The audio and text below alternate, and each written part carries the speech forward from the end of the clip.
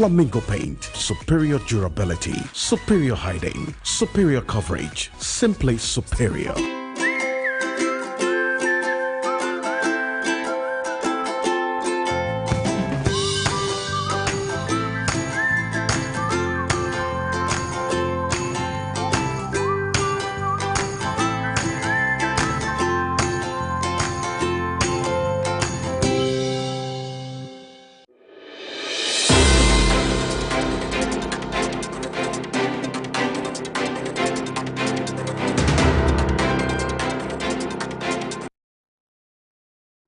Live from the John Hammond Street here in Accra, this is the morning news here on TV3 with me, Godwin Asideba, coming up this morning.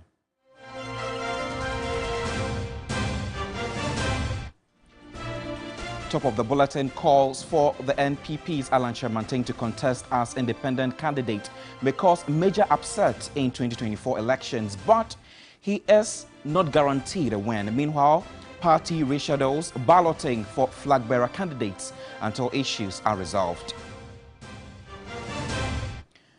The military command in Boko making significant progress in reconciling Kusasis and Mamprusis after successfully hosting a joint meeting.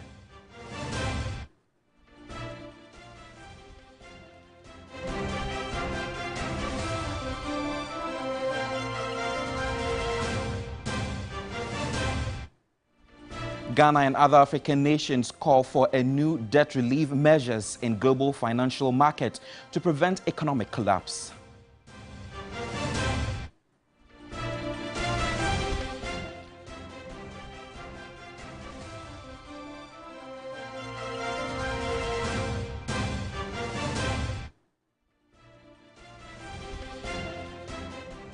In health, government secures a new funding for La General Hospital redevelopment project 3 years after old facility was pulled down.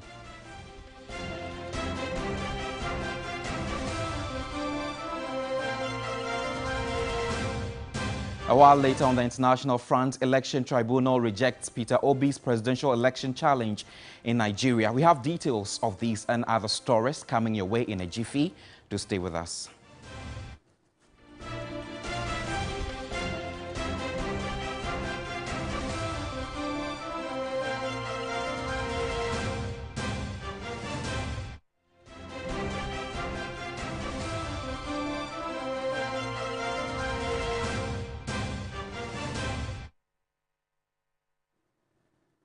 Welcome to the program. You can get interactive with us on all social media platforms at TV3 Ghana. The details now. The Chancellor of the University of Cape Coast, Dr. Sir Samuel S. Jonah, has emphasized that the effectiveness of the fight against illegal mining is not dependent on the existence of laws, but on the willingness and capability of institutions to enforce these laws. Speaking at the annual general meeting of the Pharmaceutical Society of Ghana in Takoradi, he expressed his bewilderment at why the responsible of institutions often appear powerless in addressing illegal mining issues. Against small-scale mining. What I am against is the manner in which the laws of the country are flouted with impunity to destroy water bodies and the soils and the environment for the many so that just a few can make money. Illegal mining is not about the lack of laws. It's about the will to want to enforce the laws. The law is very clear. You cannot mine within a certain distance proximity of a water body. The law is very clear about how you dispose of your waste from your mining activities. The law is very clear on lawful activities in forest reserves. The law is also very clear. Foreigners cannot engage in small-scale mining. And for those who are licensed, the law requires regular reporting to the Minerals Commission and other regulatory bodies, which is expected to be monitoring activities. So in the age of drones, the Minerals Commission should be capable of monitoring all mining activities in real time. How is it then possible that the Minerals Commission seems powerless to stop the activities the people are seeing and suffering from? What is going on? Why are those empowered to protect the people looking on or away, whilst these heinous activities destroying the very basis of life in our communities are going on? The military task force and other security agencies in Bawku municipality have convened a meeting between the Kusasis and the Mamprusis to broker peace in the area. The meeting concluded with an agreement to hold a joint peace walk within a week, symbolizing their readiness to embrace peace. General's reports on the public accounts of technical universities and second cycle institutions for 2021 in Sunyani during the second zone public hearing. The issue arose when representatives from Kumasi Technical University, including the Director of Finance, Registrar, Vice Chancellor and other managers, appeared before the committee to address infractions cited against the university in the Auditor General's report. There is a need for us to bring the two bodies together. The leader of the military task force, Colonel Entry Iwadakwa, discussed the negative effect of conflict on the region during his presentation. Critical concerns were about the circulation of insult-related social media audios. We believe that this time going forward, we mean our words as leaders, take responsibility of whatever happens within the community, and going forward, things will be better. We are saying we are rebranding Bawku in the midst of the challenges, in the midst of the disputes, because of our future generation, the children that we brought up on earth, the environment that we have to protect, and everything that we need to sustain ourselves. Both ethnic groups expressed their commitment to peace and urged the military and security agencies to ensure free movement within and between the Bawku township.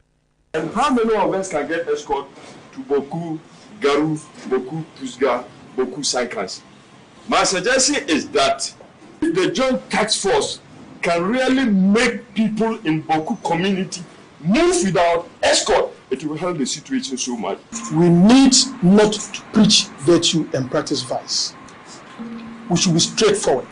We shouldn't come here, sit, discuss well, bring out the good points.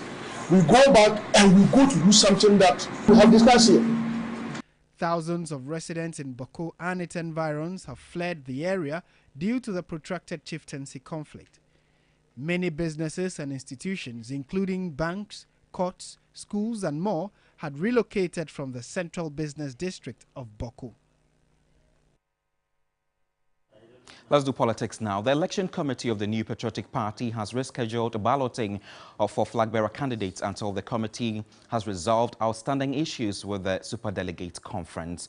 After a meeting on Wednesday, spokesperson of the committee, Alexander Afenyomakin, indicated that the committee will incorporate proposals from the candidates before releasing its final report. After a meeting which lasted over 5 hours, two aspirants and the representatives of the other two emerged from the meeting with the Electoral Committee. Spokesperson Alexander Afenyomakin apprised the media of the deliberations. We received some proposals. We deliberated on same and have agreed to incorporate as part of the guidelines for the November 4th election. Kennedy Ejapon is requesting for the disparate proceedings against him to be scrapped, a strong condemnation of the acts of intimidation in the election, and a rescission of the National Council decision to allow government officials to be polling agents in the November 4th polls. We have also received the withdrawal letter officially by Honorable Chamante, and the party has accepted the withdrawal without prejudice. The Electoral Committee will convene another meeting with the candidates next week. Ghana and other African nations have called for new debt relief measures in global financial market to prevent economic collapse. The proposal, which forms part of the final declaration after the just-ended Africa Climate Summit, has set a 2025 target to change dynamics in the ability of countries to access credit. My colleague Eric Mawenegbeta reports. After 3 days of extensive conversations amongst leaders on the African continent, state actors, non-state actors, players from the private sector, the Nairobi Declaration is finally out. Key amongst the reforms being sought by African leaders in this new financial architecture is the introduction of debt pause clauses for African countries. Also, the mention of an expert review of the common framework for debt sustainability analysis, as witnessed in the case of Ghana before it got staff-level approval of its IMF program. Also of important notice is the push to have the introduction of a carbon tax, with taxes placed on companies, industries dealing directly in fossil fuel trade. For Kenyan President William Ruto, who read out the declaration, the time is now for the reforms needed to make Africa break free of the shackles of indebtedness. We are therefore determined to have difficult conversations, take hard decisions, and make uncomfortable changes to set international consensus on an Afrocentric and globally inclusive path into an African future. With a new push by African leaders, there are those who raise the concern that this could be an excuse for African leaders to go onto the international capital market and just borrow more for consumption. A position sadly supported by the Christian community of Africa, who are demanding transparency in all of the financing of climate action. Your Excellencies, as people of faith, we continue to pray and act rightly for the common good of all, while calling for greater transparency in climate finance management. It is greatly going to be beneficial if a mechanism like what was used during the Global Fund to combat HIV, malaria, and TB, the country coordinating mechanism is very important, and if we can institute that. The finally accepted resolution is that this summit will continue after today, with African leaders coming to a head to have it organized every 2 years. Eric Mawena Egbeta, TV3 News, Kenyatta International Convention Center, Nairobi, Kenya. Back to the capital, Accra, and on health. The General Hospital Redevelopment Project in Accra is in the news again 3 years after the old facility was pulled down. The Health Minister, Kweku Agyeman-Manu, at a news briefing says government has secured a new funding sources for commencement of work on the project, which was earmarked to have been completed in 2022. My colleague Sarah Penkrong has the rest of the story.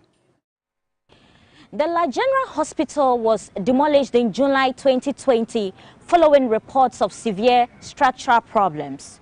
Its demolition is to pave way for a redevelopment project to serve residents better. However, despite series of complaints and agitations from residents, the project is yet to see the light of day after a series of promises from government. The Health Minister, Kweku Agyeman-Manu, at a media briefing, has again assured residents of the completion of the project. We started working seriously on LA, and we still have contractors' material sitting on site. We are now shifting the source of funding. We've virtually completed negotiations. We are getting reinforced designs and things like that. And soon, that is why I said LA will come back on stream. And the contractor is even still on site. Only that funds flow has made it slow down a little bit. But we are shifting the source of funding, and soon some good work will commence in LA. And that will relieve me a lot from the criticisms that I've faced for pulling down LA. The project site remains deserted and weedy. Residents are, however, unperturbed.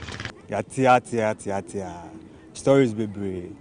We've heard this countless times. We want him to come and start the work. Yeah, send your press conference and if money come or money no come, let them come and do the thing. Action speaks louder than word.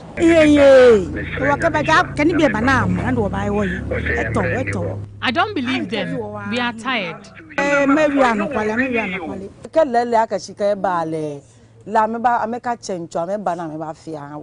If it's true there's money, then they should come and build the facility.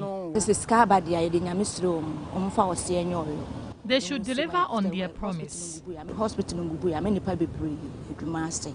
We'll keep following up on this development until the project is finally completed. Sarah Apenkro, TV3 News, Accra. You're still watching the morning news with me, Godwin Asidiba. The Ghana Armed Forces is cautioning the public about the widespread fake recruitment scam on social media, where criminals create accounts to deceive and lure individuals with promises of alleged security service recruitment. Flooded their Facebook and social media platforms with convincing pictures of military training activities, as well as images of prominent and popular Ghanaian individuals. They claim to be selling forms and scratch cards for online recruitment into all the security agencies. They list specific age brackets and academic qualifications, with the West African Senior High School Certificate Examination (WASSCE) being the minimum requirement. Additionally, they list calls for technical and vocational applicants in various categories. However, upon verification with the Ghana Armed Forces Command at Burma Camp, the said advertisement has been flagged as fake. Director of the Public Affairs Directorate, Brigadier General Eric Agrikwashi, issued a warning to the public in a phone conversation. He urged individuals to be cautious of such publications. He emphasized that all genuine recruitment into the security agencies start with public announcements in major state media, including the Daily Graphic and Ghanaian Times. Brigadier General Agrikwashi reminded the public that anyone who falls for the tricks of these scammers does so at their own risk. He also assured the public that plans are underway to identify the suspects behind these fraudulent practices and bring them to justice. Let's do some sports news now. The Ghana Football Association President Keto Kreku could be set for another term in office after the elections committee of the association disqualified the man thought to be his main challenger, George Afriyie. Sports journalist Jerome Ochri has joined us to help us understand this bit and more on this particular developing story. Jerome, good morning. Good morning. So first of all, what was the main reason for the disqualification of Afriyie? So according to the vetting committee, one of the people who endorsed the candidature of George Afriyie wasn't fit to do that endorsement. And for that reason, George Afriyie has been disqualified. But as you well know, he has the opportunity to go on appeal within the next 3 days. And I'm very sure George will do that. But what does the disqualification mean to him and his team? Well, it's more like a setback, but I would say it's a temporary one, because once he has a room to go for appeal, I'm sure he is going to take advantage of that and correct or seek to reverse what the vetting committee has done. And we will have to wait for the outcome of that appeal. But definitely he's going to look at where he went wrong and seek to correct it. Are there any chances that he will succeed and appeal if filed? Well, we cannot tell. But once he believes that he did nothing wrong, and some of us have had contact with him, he believes that the vetting committee is wrong, and he will seek to show why he believes they are wrong. And that should give him a chance of coming back into the race. All right, thank you very much for speaking to us this morning. Jerome Ochre is a sports journalist here in Ghana. Let's do some international news now. Nigeria's Presidential Election Tribunal has rejected an opposition challenge to Bola Tinubu's win in February disputed vote. Atiku Abubakar of the People's Democratic Party and Peter Obi of the Labour Party, who come second and third respectively, had asked the court to invalidate the election, alleging irregularities. Atiku and Obi can appeal to the country's Supreme Court to strike down the tribunal's ruling.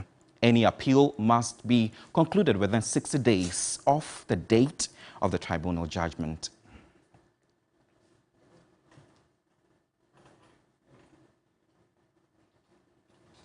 That's all we have for you this morning by way of news. My name is Godwin Asidiba. Don't forget to get interactive with us on all social media platforms at TV3 Ghana. But the show continues with Bella Mundi, Nashoko, and Ronan Walker. Good morning. Good morning. How are you? I'm fine, thank you. How are you? Not bad at all. I'm loving your suit. I mean, I think we say it is a given, right? Every time you appear on TV. I love what you're wearing. I love what you're wearing. It's a drip you like looking good, eh? Of course. That's very important. No, but you try. Thank you. Thank you. Your news reading too is top notch. Eish. Today I came with the accolades for you. I came with all of that, but I hope you had a good week. Yes, I did. Yeah. It was okay. Nice. Good morning, guys. Good morning, How Bella. are you doing? I'm Thank fine. you. Thank you. Bye. We're hearing some good news about the La Polyclinic, aren't we? I know. Yes. The health minister says we have new funding. And so they are going to start we have new funding. From where? We don't know where from. Did you hear what the community people They say they don't believe it. But you know, you can't blame the people of the community because since 2019, when, according to them, there was an assurance of some 63 million euros to build the hospital. It's been more than 3 years and we haven't seen any work. No contractor on site. There was an initial contractor on site. There was. Yes, yeah. but no work had begun. And so 4 years later, the health minister says we have new money. And so work is going to begin. Even though the people have absolutely lost confidence in the government, I hope that this time they actually do what they say they will do and start the work. And so my people at La and Osu and Teshi and Ungwa, we wait and see if the work will begin soon. Yeah, but it sure is good news. Be cautiously optimistic. That's what I would say. I mean, of course, it's great news to hear the minister say that. But I remember that the first time we went there to cover, that time they had not stopped people from really, I mean, they had barricaded to a certain extent, but we're still able to peep through and see. And then days later, we saw that they had started work, sort of. And then they went quiet again. So yesterday I was listening to the community people and they said until they see sand and stone and see people on the ground actually constructing, they are not going to believe it because there have been a number